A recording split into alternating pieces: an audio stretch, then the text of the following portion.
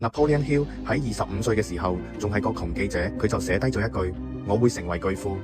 20年之後，佢真係變咗世界級嘅富豪，仲寫咗本影響好多人嘅書《思考致富》。佢嘅心法就係想成為點樣嘅人，就不斷強化自己對嗰種狀態嘅感受。你可以試下呢個方法，散發出有錢嘅感覺，俾呢種感覺滲入你嘅觀念入面，咁你就會慢慢開始變有錢，真係會感受到嗰種神奇嘅變化。可能有人會話呢啲咪自欺欺人咯。係咁嘅，你唔單止要自己，仲要全身心咁投入去因為感覺會引導你嘅行動，你嘅行為好多時候係被潛意識操控嘅。心理學家卡爾雍都講過，潛意識主導你嘅人生，而你會稱佢做命運。如果你成日喺潛意識度加深我冇錢嗰種諗法，你嘅行為同埋自身嘅磁場就會一路向住貧窮靠近。但如果你令自己沉浸喺有錢嘅感覺入面，潛意識就會將呢種感受發放出去，幫你打造一個吸引財富嘅磁場。好多人覺得等我真係有錢先至會有氣場，其實呢個係錯嘅。先有感受，先會有行動嘅動力。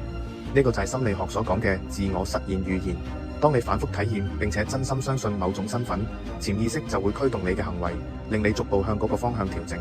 如果你內心深處認定自己係個窮人，覺得自己唔配得擁有，咁就算你偶然間獲得財富，你原本嗰套行為模式最終都會令你再跌返去窮嘅狀態。第一，鬆手去奢侈一次，例如去頂級酒店飲個下午茶，享受一流嘅服務同開揚嘅景觀，或者去試駕一架高級豪車，感受嗰啲細緻內容同埋有錢人生活嘅質感同氛圍。記住呢種感覺，慢慢你會發覺自己變得更樂觀、更從容。第二，多啲去證交所、金融中心嗰啲地方行下，感受下嗰啲地方嘅大氣同埋散發出嚟嘅金錢氣息，體會金錢帶嚟嘅各種可能性，幫你打開思維，放低日常嘅匱乏感。